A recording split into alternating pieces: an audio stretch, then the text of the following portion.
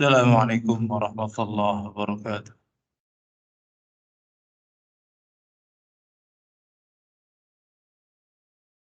Innal hamdalillah nahmaduhu ta'ala wa nasta'inuhu wa nastaghfiruh wa na'udzu billahi min shururi anfusina wa min sayyiati a'malina. May yahdihillahu fala mudilla lahu wa may yudlil fala hadiya lahu. Asyhadu an la ilaha illallah wahdahu la syarika lahu wa asyhadu anna Muhammadan 'abduhu wa rasuluhu la nabiyya ba'dahu. Salawatu Rabbi wa salamuhu ala nabiyina Muhammadin wa ala alihi wa sahbihi salaman tasliman katsira wa ba'd. Ma'asyiral muslimin ibadallah. Kembali kita membaca Ushulus Tsalatsah, karya dari Syekh Al-Mujaddid Muhammad ibn Abdul Wahhab ibn Sulaiman At-Tamimi An-Najdi rahimahullah ta'ala. Kita masih membaca Arkanul Islam yang disebutkan oleh beliau rahimahullah ta'ala di dalam risalah. Dan dari Arkanul Islam itu kita sudah membaca rukun yang pertama, yaitu syahadatain. Persaksian kita kepada Allah Subhanahu wa taala bahwa Allah adalah satu-satunya zat yang berhak kita ibadahi, dan kemudian kita mempersaksikan bahwa Nabi kita Muhammad sallallahu alaihi wasallam adalah rasulnya, utusan. Alhamdulillah, penjelasan dari Syekh Fauzan hafizahullah taala sudah kita selesaikan dan sudah kita lewati. Semoga menjadi ilmu yang bermanfaat untuk kita semuanya, saya dan para jamaah sekalian. Berikutnya kita akan bawakan dalil dari rukun berikutnya, yaitu as-shalah. Syekh membawakan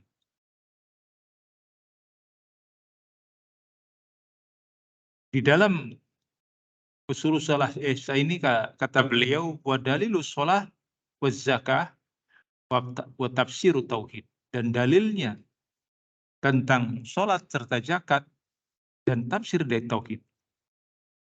Sebagaimana Allah sebutkan dalam Al-Quran surat Al-Bayyinah. Wa ma umiru illa liya'budullaha mukhlishina lahud-dina hunafa wa yuqimus sholata wa yutuz zakah wa dzalika dinul qayyim. Wa ma umiru, dan tidaklah diperintahkan, illa liya'budullah, melainkan diperintahkan untuk beribadah kepada Allah Subhanahu wa taala. Illa liya'budullah mukhlishina lahud-din, mengikhlaskan untuk Allah Subhanahu wa taala. Ayat ini menjadi dalil bahwa ibadah yang dibangun, apakah itu sholat ataupun zakat, maka hendaknya tetap semuanya ikhlas mentauhidkan Allah Subhanahu wa taala semata-mata karenanya. Ma'asyiral muslimin ibadallah, berkaitan dengan rukun yang kedua ini, yaitu sholat, saya ingin menjelaskan tentang betapa pentingnya ibadah ini. Oleh karena itu, barangkali nanti saya akan meminta izin kepada pengurus dari masjid ini untuk menjelaskan tentang hakikat sholat. Karena terkadang ada pelajaran-pelajaran fikih, namun mungkin secara khusus membahas tentang sholat sering terlewatkan. Maka penjelasan ini mungkin akan memakan satu atau dua pertemuan tentang hakikat itu sholat itu sendiri. Baik itu ruh daripada sholat, yang kita ini terkadang memahami sholat, ingin sholatnya khusyuk, ingin sholatnya memiliki nilai di sisi Allah Subhanahu wa taala. Karena perkara inilah perkara yang penting sehingga para ulama termasuk di antaranya Syekh Albani rahimahullah taala ketika beliau menyatakan bahwa tauhid awal yang harus dikenalkan adalah tauhid. Maka setelah itu adalah sholat. Setelah itu adalah sholat. Kenapa? Karena awwalu ma yuhasabu fi yaumil qiyamah as-shalah.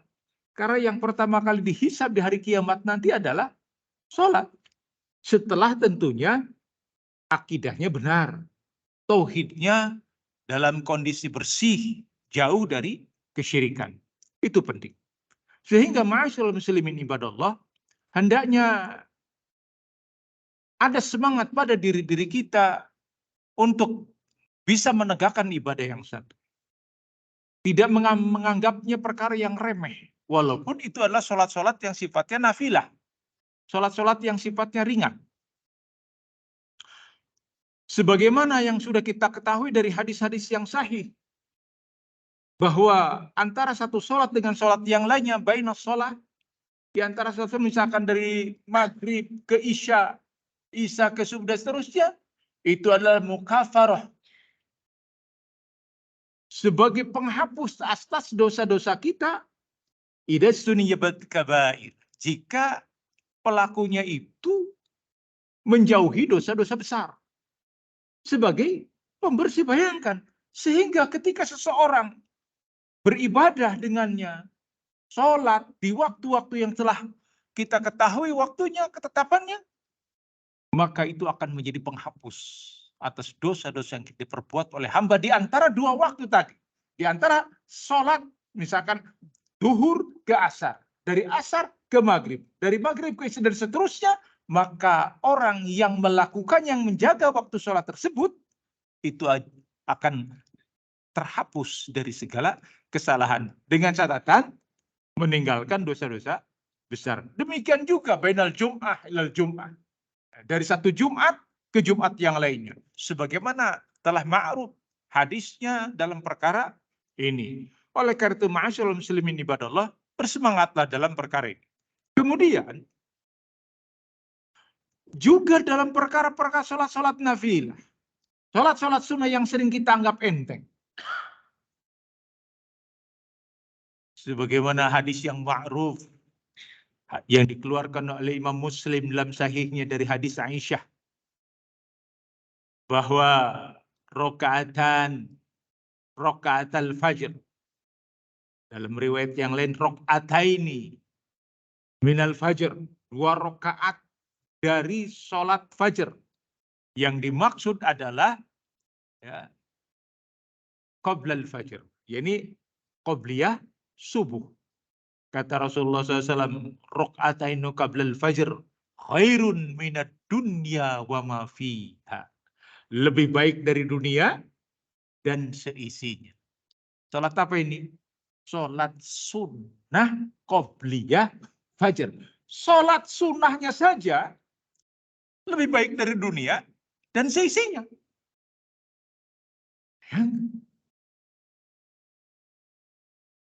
Syekh Nu'man Al-Watr hafizahullah taala. Syekhnya anak saya, gurunya Ustaz Yaki waktu di Yaman. Dan gurunya juga anak-anak saya yang ada di balik. Kebetulan beliau sedang ada di Indonesia. Ketika menjelaskan tentang lebih baik dari dunia dan seisinya, aku katakan, kata beliau, yang dimaksud dengan dunia itu yakni kekayaan yang ada di satu kota.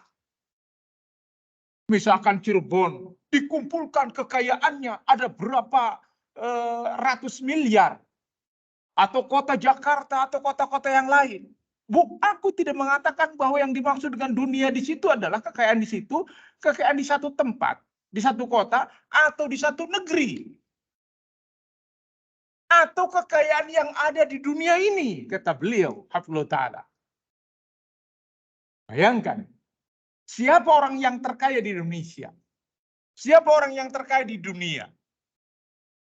Kalau disebutkan personal-personal yang seperti itu, misalkan orang yang terkait di dunia itu Elon Musk, ya, Bill Gates, kalau di Tiongkoknya itu Jack Ma dan lain sebagainya, dikumpulkan hartanya yang ada sekarang di dunia, itu nggak ada apa-apanya dengan 2 rakaat sebelum subuh. Cuman kan kita pengen pragmatis, mana Ustadz, mana katanya lebih baik dari mana? Pengennya kita langsung bruk begitu. Kan begitu kita biasanya seperti itu, pragmatis, pengennya nampak langsung, dirasakan dari kenikmatan dunia itu. Susah. Bahasanya kan yang ada di kepala-kepala ya, banyak manusia, jangankan yang halal, yang haram aja susah, Ustaz. Kayak nggak pantas lisan keluar dari lisan seorang muslim, kan tidak pantas seperti itu. Tapi omongannya sudah biasa. Jangankan yang halal, sekarang ini yang haram aja susah. Ya Pak ya, kedengaran nggak omongan kayak gitu. Sering tidak kita mendengar ucapan seperti itu. Banyak. Bahkan keluar dari lisan seorang muslim. Na'udzubillah. Ucapan seperti ini. Maka tidak boleh ada ucapan seperti itu. Kita tahu betul dari apa yang telah disampaikan oleh Nabi kita Muhammad Sallallahu Alaihi Wasallam. Maka kata Syekh Nu'man, aku tidak mengatakan bahwa yang dimaksud harta duniawi itu yang ada di sebuah kota atau di sebuah negeri atau di seluruh dunia ini, tapi yang dimaksud dengan harta itu adalah harta yang sejak ada diciptakan, menunjukkan betapa luar biasanya kekayaan dunia. Namun tidak ada apa-apanya, kata Rasul. Khairun minad dunya wa ma fiha. Lebih baik dari dunia dan seisinya. 2 rakaat sebelum. Maka aneh kalau seorang muslim masih belum sempat melakukan kayak gitu. Berarti kita harus bangun sebelum dikumandangkannya adzan, atau paling tidak ketika kumandangkan adzan kita sudah terjaga. Masih sempat kita melakukan sholat qobliyah subuh. Demikian kan sepertinya? Nah iya, sepertinya harusnya seperti itu. Walaupun ada dibolehkan untuk mengqadha, tapi jangan terus-terusan mengqadha. Maksudnya mengqadha itu ketika kita terlewat, terluputkan. Boleh orang melakukannya di luar waktu itu. Dengan catatan di waktu yang tidak terlarang untuk sholat. Nah, di waktu yang tidak terlarang untuk sholat.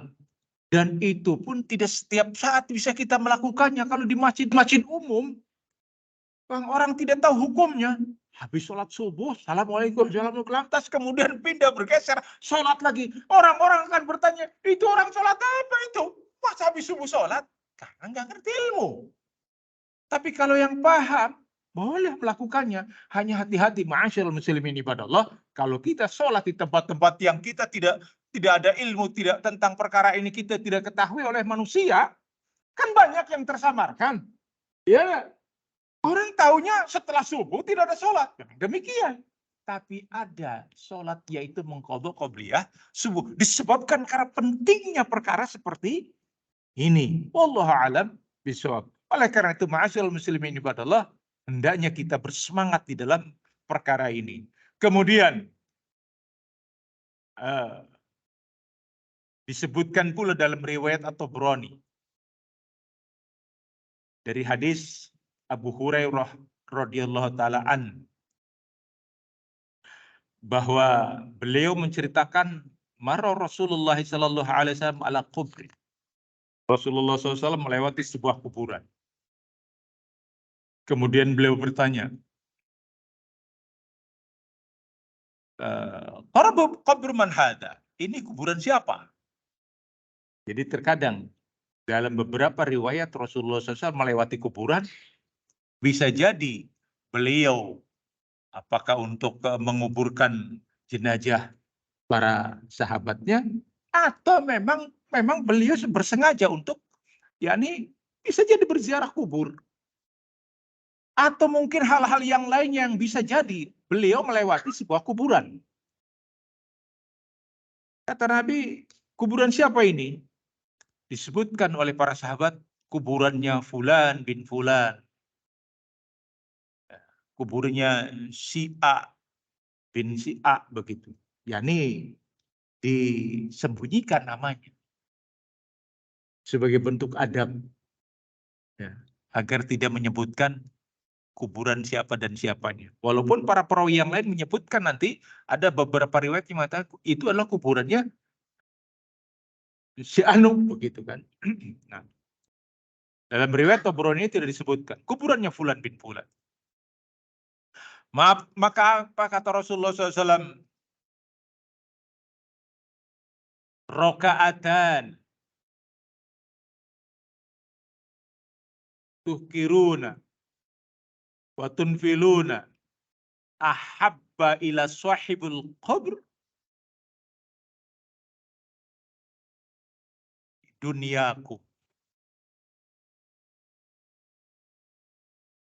Kata Rasulullah SAW, 2 rakaat yang sering dianggap ringan oleh kalian, dan juga ini adalah ibadah yang sifatnya nafilah. Nafilah itu sholat sunnah. Sholat sunnah. Ibadah nafilah. 2 rakaat dari sholat sunnah yang sering dianggap ringan dan dianggap enteng, ahabba ila sahibu hadal kubur, itu lebih dicintai oleh penghuni kubur ini daripada dunia kalian. Allah Akbar. Lihat, ma'asyal muslimin ibadallah. Ini menunjukkan bahwasanya seorang yang sudah Allah dahulukan dari kita sehingga Allah wafatkan, maka yang dibutuhkan oleh orang tersebut adalah pahala dari ibadah. Bahkan hanya sekedar 2 rakaat sholat nafilah saja, begitu dia cintai, begitu dia sukai. Dari dunia yang kita ini miliki saat ini, seandainya kita kirimkan dunia ke dia, ini saya kirimkan, oh, mobil kah, apa, kendaraan apa-apa, maka dia tidak mau. Saya cukup menginginkan 2 rakaat di dalam sholat sunnah. Pelajarannya adalah betapa orang yang telah Allah matikan, yakni mereka yang telah di alam barzah tadi, begitu mengharapkan, begitu berkeinginan, dan begitu menyukai pahala ibadah sholat. Sehingga buat kita-kita yang masih bisa mengamalkannya, bisa kita beribadah dengannya, jangan kemudian kita melalaikannya begitu saja. Enteng Ustaz, gampang sudah, nanti aja, nanti. Padahal orang-orang yang dikubur tadi betapa sedang membutuhkan kesemuanya. Inilah ma'asyiral muslimin ibadallah, berita yang datang dari Nabi kita alaihi wasallam. Maka kita jazakumullahu khairan kepada para ulama yang telah memberitakan berita-berita yang baik seperti ini sebagai motivasi buat kita untuk menjaga sholat kita, menjaga ibadah kita, bersemangat kita, mumpung kita masih ada di alam dunia ini, mumpung kita masih bisa sholat, mumpung kita masih beribadah, mumpung kita masih bisa melaksanakan amal-amal sunnah. Sebab nanti setelah kita sudah ngegojot, sudah dikubur, itu semuanya apa yang kita selama ini kita ingin mendapatkannya, ternyata sudah tidak kita inginkan. Yang kita inginkan itu. Akan tetapi ketika kita sudah di alam sana, selesai urusan. Farji'na na'mal salihan ina muqinun. Demikian kata sebagaimana diberitakan Al-Quran. Ya Allah, kembalikan kami ke dunia. Kami akan beramal dengan amal saleh. Dan kami sekarang yakin terlambat. Terlambat. Maka ma'asyal muslimin ibadallah, hiasi semangat kita beribadah kepada Allah. Jangan kita kemudian yakni tertipu dengan berbagai perkara-perkara yang membuat kita lalai dengan yang seharusnya kita datang ke masjid. Masya Allah kita dapat sholat sunnah 2 rakaat. Ya. Apakah tahiyatul masjid atau sholat 2 rakaat sebelum duduk, maka kita melakukannya, kita amalkan seperti itu. Ya. Lebih-lebih lagi ketika kita diberikan kesempatan untuk rohah, maka lakukan. Apakah sholat sunnah mutlak kita terus melakukan ibadah seperti itu di hari Jumat ketika kita sudah membaca Al-Quran dan yang lainnya, ya kita boleh untuk terus sholat mutlak. Sholat atau sering disebutnya sholat intidor, menunggu imam untuk naik, maka kita sholat terus 2 rakaat salam, 2 rakaat salam, ataupun hal-hal yang lainnya. Bahkan dalam beberapa riwayat bahwasanya ketika seseorang melaksanakan ibadah tadi yang tadi disebutkan, ibadah nafilah di pagi hari, apakah qobliyah ataupun kita melaksanakan dengan sholat-sholat seperti sholat syuruk, menunggu waktu, yakni menunggu waktu terbitnya matahari, maka kesemuanya itu ma'asyiral muslimin ibadallah, itu disebutkan bahwa orang-orang yang seperti ini mereka dalam posisi zimatullah, ada dalam yakni pengawasan Allah Subhanahu wa taala, penjagaan Allah Subhanahu wa taala. Luar biasa ketika menjalankan sholat walaupun sholat sunnah, sholat nafilah. Adapun bagi mereka yang ternyata punya janji, punya perjanjian bekerja dan lain sebagainya, atau dia memiliki urusan-urusan yang tidak bisa ditinggalkan, setelah sholat subuh dia boleh meninggalkan yakni masjid untuk kemudian melakukan aktivitas di rumah. Maka ketika datang waktu terbit matahari, yakni ketika sudah syuruk, dia boleh melakukannya di rumah. Disebutkan dalam beberapa riwayat tentang kebolehan amalan seperti itu. Ya, dari beberapa hadis yang sahih, yang ketika seseorang melakukannya sholat 4 rakaat, 2 rakaat salam, kemudian dia 2 rakaat salam setelah terbitnya matahari, di mana kita melakukannya di waktu yang tidak terlarang untuk melaksanakan sholat, maka orang yang seperti ini adalah zimatullah, dalam penjagaan Allah Subhanahu wa taala. Kita boleh melakukannya karena perkara-perkara yang rohah. Ya, perkara yang rohah. Tidak mungkin setiap orang bisa melakukannya setiap hari. Bisa jadi mungkin dia ada keperluan atau hajat dan lain sebagainya. Intinya adalah bersemangat wahai kaum muslimin di dalam perkara beribadah seperti itu.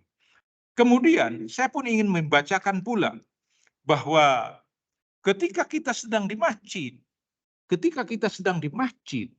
menunjukkan bahwasanya betapa pentingnya sholat, kita tidak boleh meninggalkan sholat, maka kita berupaya untuk tetap di masjid ketika terdengar dikumandangkan azan.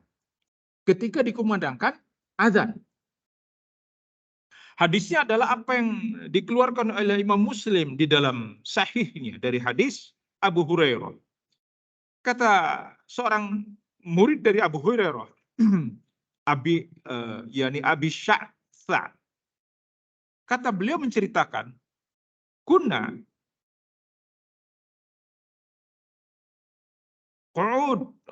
qu'udum fil masjid ma'abi Hurairah.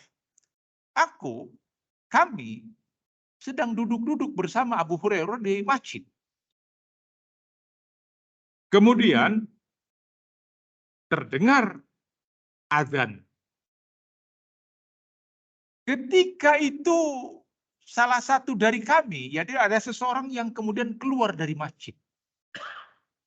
Yang keluar dari masjid. Maka Abu Hurairah melihat terus pandangannya kepada orang tersebut yang kemudian keluar dari masjid dan dia tidak kembali. Padahal saat itu sudah dikumandangkan azan. Maka kata Abu Hurairah, amma hadza, adapun orang ini, faqad aswa Abul Qasim sallallahu alaihi wasallam. Sungguh dia telah bermaksiat kepada Abul Qasim. Siapa Abul Qasim? Kunyah dari Nabi kita Muhammad sallallahu alaihi wasallam. Karena Rasulullah SAW itu Kunyahnya adalah Abul Qasim. Karena beliau pernah punya anak lelaki yang bernama Qasim. Sehingga di zaman Nabi tidak ada orang yang bernama yang kunyahnya itu Abul Qasim. Karena kejadiannya ketika ada seseorang yang memanggil, ya Abul Qasim. Kemudian Rasulullah SAW menengok, orang itu pun menengok. Begitu. Maka kata Rasul, jangan di antara kalian yang memiliki kunyah Abul Qasim. Kenapa? Nanti dianggapnya adalah Rasul. Begitu. Sehingga yang dimaksud dengan Abul Qasim adalah yakni Rasulullah SAW. Maka kata Abu Hurairah kepada orang yang keluar dari masjid tersebut, ya, kata Nabi bahwa orang ini telah bermaksiat kepada Abul Qasim.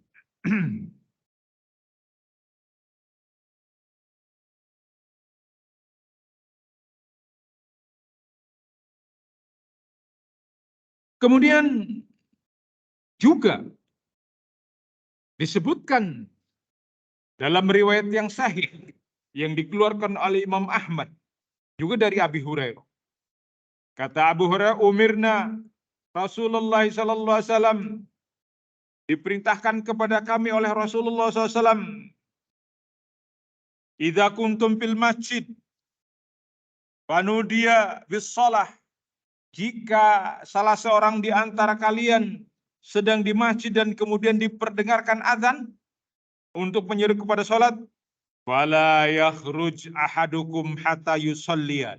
Jangan kalian keluar dari masjid sampai kalian sholat di dalamnya. Jadi tidak boleh meninggalkan. Kalau misalkan sekarang kedengar adzan, kita mau keluar, maka yang seperti adalah perkara yang terlarang, tidak boleh. Tidak boleh kata Rasul, jangan keluar. Juga hadis yang dikeluarkan oleh Imam Ibnu Majah bahwa Rasulullah SAW bersabda, man adrokahul adzan fil masjid. Barang siapa yang mendapati adzan di masjid, tsumma yakhruju, kemudian dia keluar. Tidaklah dia keluar dalam keadaan dia ada hajat padanya,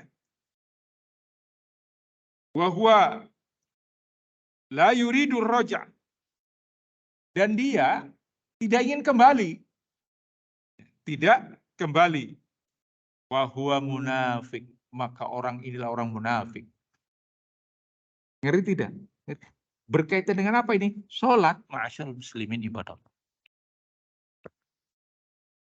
Lantas bagaimana jika seseorang ada keperluan? Maksudnya keperluan yang dimaksud adalah hajatnya, hajat yang sifatnya syar'i. Seperti apa? Dikatakan oleh para ulama, ya, seseorang tidaklah keluar dari masjid ketika sudah dikumandangkan adzan illa min udrin an yakuna ala ghairul wudu. Ya. Dia tidak melakukannya kecuali untuk keperluan yang sifatnya hajat seperti berwudu. Dia berwudu atau buang untuk buang hajat dan lain sebagainya, yang nanti dia akan kembali. Nanti dia akan kembali ke masjid. Ditanya Syekh bin Baz rahimahullah ta'ala tentang seseorang yang keluar dari masjid setelah terdengar adzan. Kata beliau, yajuzul khuruj minal masjid ba'dal adzan li hajatin. Dibolehkan keluar dari masjid setelah terdengar adzan untuk kebutuhan yang sangat penting, kal wudu, seperti dia berwudu, ya, seperti dia berwudu atau buang hajat dan lain sebagainya. Yang setelah itu dia kembali untuk ke masjid. Adapun mereka yang kemudian tidak melakukannya, dia pergi begitu saja, maka kata para ulama yang lain, tahrimul khuruj minal masjid, maka diharamkan keluar dari masjid setelah terdengarnya adzan, ya, dan keluarnya itu jika keluar dari masjid pun sehingga dia tetap untuk kembali ke masjid. Ma'asyiral muslimin ibadallah, penting ini kita sampaikan disebabkan karena banyak di antara manusia yang tidak paham. Ada keperluan di masjid, misalkan bertemu dengan orang atau janji dengan orang. Selesai, kemudian hajat selesai, dia kemudian keluar. Padahal sudah dikumandangkan azan. Padahal sudah dikumandangkan azan. Maka yang seperti ini tidak boleh. Begitu. Yang seperti ini seseorang tidak boleh melakukannya. Demikian juga dengan al-faqih fi hadzal asr. Imam al-faqih di masa sekarang ini Syekh Muhammad bin Shalih Al-Utsaimin rahimahullah taala. Kita katakan beliau adalah seorang faqih karena memang pendapat-pendapat fikihnya sangat luar biasa. Dari kitab-kitab yang beliau tulis seperti Asy-Syahrul Mumti dan kitab-kitab yang lainnya menunjukkan kedalaman beliau. Keilmuan yang luar biasa tentang masalah fikih seperti ini. Sehingga banyak manusia terkagum-kagum. Ketika beliau menjelaskan satu masalah, memang tidak membawakan dalil. Tapi oleh para ulama diteliti, ternyata apa yang diucapkan oleh beliau itu semuanya di atas dalil. Rahimahullah ta'ala. Sama. Asy-Syaikh menyebutkan, Yahrimul khuruj minal masjid ba'dal adhan illa li'udrin. Diharamkannya keluar dari masjid setelah terdengar adzan kecuali memiliki udzur. Udzurnya apa? Yaitu tadi disebutkan untuk berwudu dan lain sebagainya. Kemudian ada pertanyaan yang lainnya. Bolehkah keluar dari masjid untuk sholat di masjid yang lain?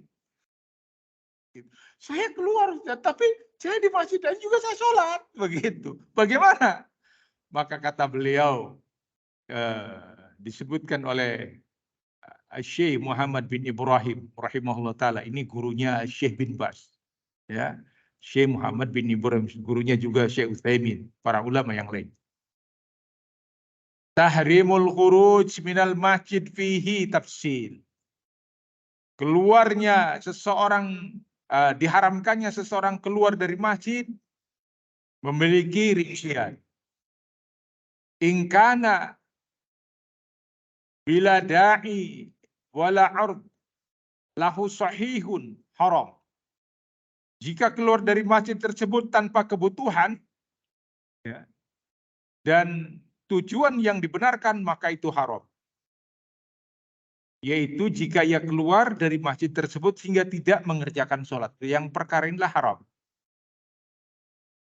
Adapun jika ia bermaksud untuk sholat di masjid yang lain, atau ada uzur, atau berniat untuk kembali lagi ke masjid ketika menunggu waktu iqamah cukup longgar, maka tidak mengapa. Kalau dia, barakallahu fikum, yang dia adalah untuk misalkan bisa kembali ke tempat tersebut, maka tidak mengapa, kata beliau rahimahullah ta'ala. Namun kata Syekh bin Shalih Utsaimin rahimahullah, bahwa hendaknya ini tidak dilakukan karena bisa jadi ketika seseorang keluar dari masjid untuk sholat di masjid yang lain, bisa jadi ada orang lain yang melihat dan mengikuti perbuatannya, keluar dari masjid namun bukan untuk sholat, tapi untuk keperluan yang lain. Kiai Fulan juga melakukan seperti itu, maka saya melakukannya. Fulan bin Fulan melakukannya, maka saya pun melakukannya. Misalkan ini ya, saya melakukan seperti itu. Ya, saya melakukan seperti saya keluar dari masjid. Karena saya ada keperluan untuk ditunggu di masjid yang lain. Maka orang mengatakan, Ustadz aja boleh, berarti saya pun mengikuti. Akhirnya mengikuti orang lain. Diikuti oleh orang lain yang seperti itu sangat membahayakan. Ma'asyiral muslimin ibadallah, ini penting karena urusan sholat tidak bisa main-main. Sebagaimana sudah kita sebutkan. Lebih-lebih lagi ya, sholat fardu, sholat wajib. Yang kita semuanya sudah sepakat para ulama tentang wajibnya kita untuk hadir ketika adzan dikumandangkan dan kita ada di dalam masjid.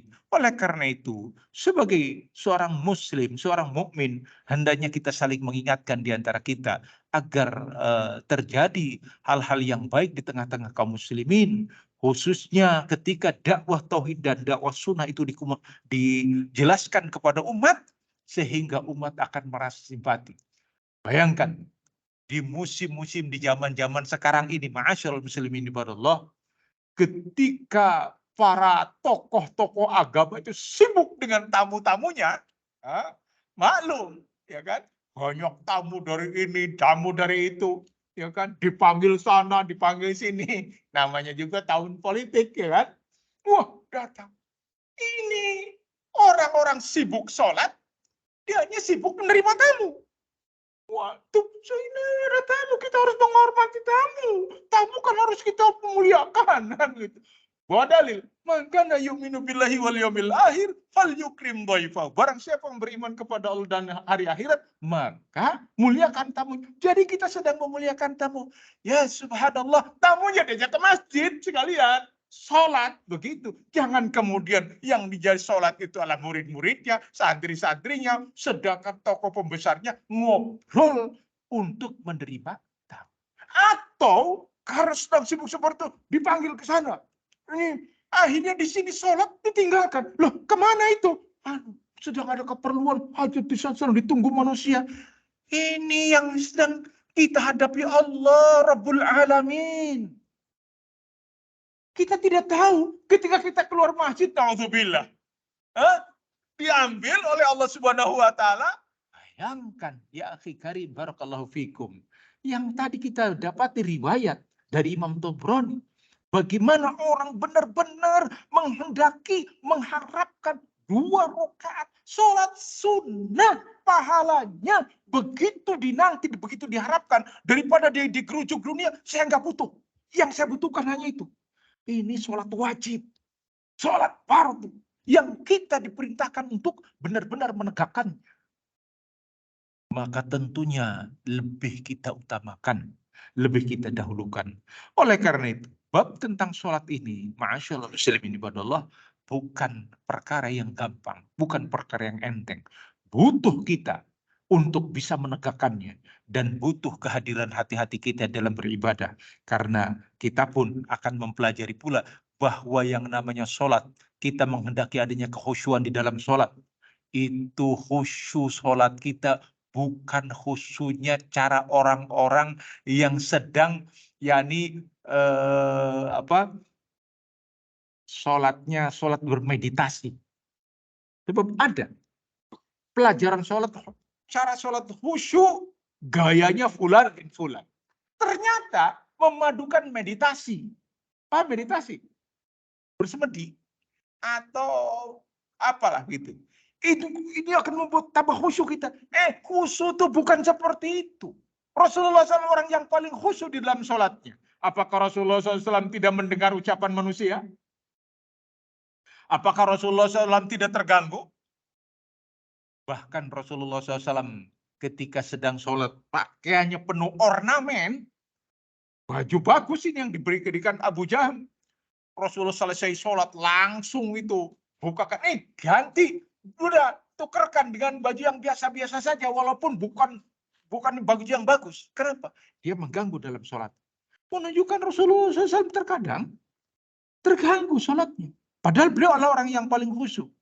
Jangan pula bahwa khusyuk itu tidak ingat apa-apa. Dibawakan riwayat yang palsu kepada Ali bin Abi Thalib bahwa beliau terkena panah.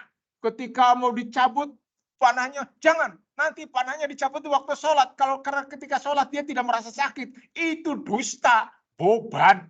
Riwayat kayak gitu. Gak ada ceritanya.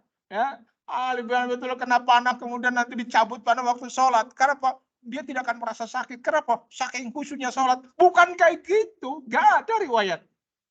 Kalau sakitnya sakit. Rasulullah SAW juga sama. Karena ada cerita-cerita kayak itu. Ini menunjukkan bahwa orang khusyuk itu sholatnya nggak inget apa-apa. Sholat nggak inget apa-apa sih gimana? Nggak inget Allah kalau begitu. Nggak inget. Ketika sholat. Kata Rasulullah, aku ingin memanjangkan sholat bacaan. Namun terdengar tangisan bayi. Ya kan? Maka aku secara pendekkan. Aku merasakan betapa gelisahnya si ibu. Lihat. Berarti Rasulullah gak khusyuk dong sholatnya. Masa kedengar tangisan bayi? Mau ngomong kayak gitu? Ya subhanallah. Syahadat lagi harusnya itu nggak percaya kepada Nabi. Rasul mendengar tangisan. Menunjukkan kehusyuan bukan seperti itu yang dimaksudkan. Kehusyuan itu adalah hadirnya hati kita ketika kita sedang sholat. Hadir. Sehingga kita tidak melihat hal-hal yang nanti akan membuat kita terlalaikan. Karena paling gampang terlalaikan pandangan kita sehingga disuruh kemana ketika kita sedang sholat. Menghadapnya apa pandangan kita kemana? Ke tempat sujud. Lah tempat sujudnya ada banyak bacaan. Ya kan? Ternyata di hamparannya kalau sholat di mana di lapangan nggak kebagian tempat nggak kebagian tempat kan mana aja yang jadikan tiket. Ternyata koran yang jadi tikernya. Dulu zaman koran, sekarang alhamdulillah nggak ada koran ya. Sampai koran, orang jual koran banyak dulu. Kalau sedang sholat id kan, gimana dibaca berita. Iya, ketika sholat mau tidak mau, kenapa? Subhanallah, beritanya tentang Liga Champion. Jagoannya kita menang. Lah sih, akhirnya sholatnya ingat ke main bola. Terus. Makanya usahakan ma'asyal muslimin ibadallah dalam hal berpakaian. Usahakan ya tidak banyak ornamen. Apalagi ada tulisan-tulisan segala itu belakangnya. Mau tidak mau orang kan lihat juga. Kok begini? Jadikan agar diri kita khusyuk itu bukan tidak ingat apa-apa. Tapi yang dimaksud dengan kekhusyuan di sini adalah kita. Nah, barakallahu fikum.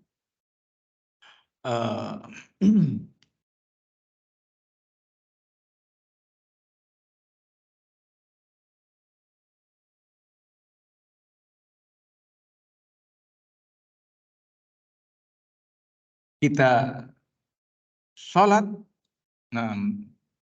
dalam kondisi tetap semuanya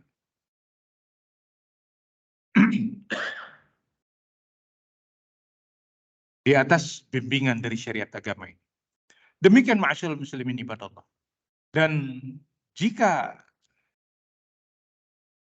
diberikan kesempatan buat kita untuk menjelaskan satu risalah yang ringkas tentang masalah sholat yang ditulis oleh Syekh Al-Imam Al-Muhaddis Muhammad Nasruddin Al-Albani di dalam Talkhis Sifatus Sholatin Nabi.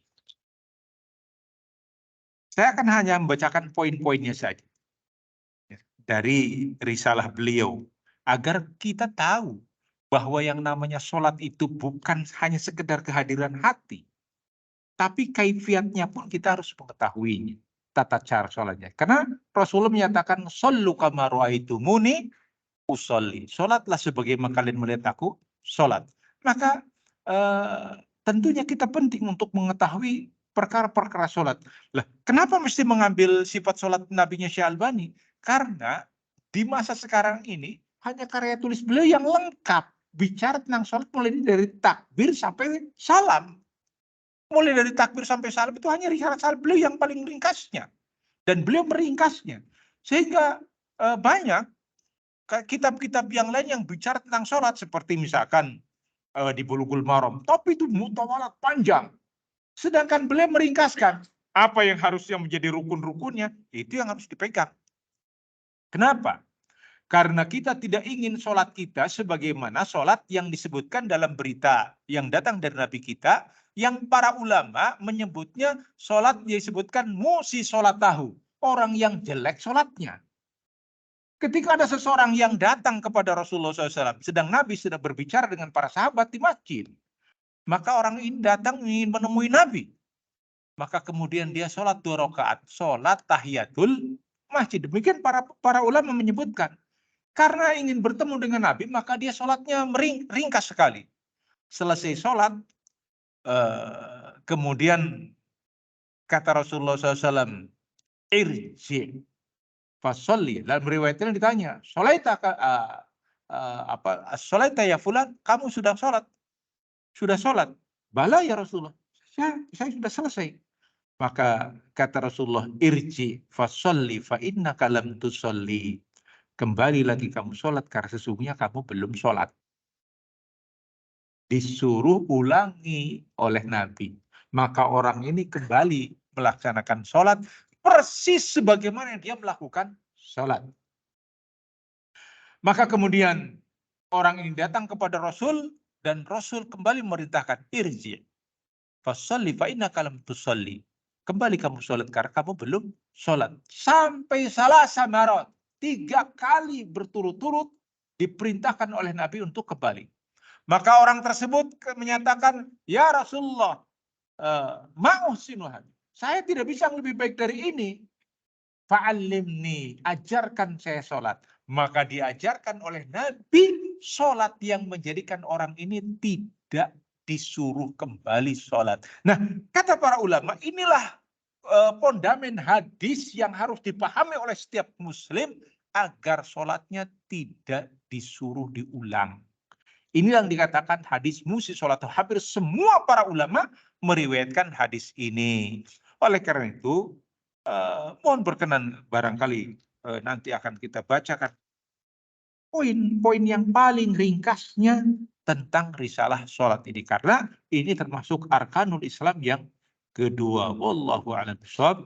Mudah-mudahan ada manfaat dan faedahnya. Wassallallahu ala nabiyina Muhammadin wa ala alihi washabihi wasallam tasliman katsira wa akhiru da'wana alhamdulillahi rabbil alamin.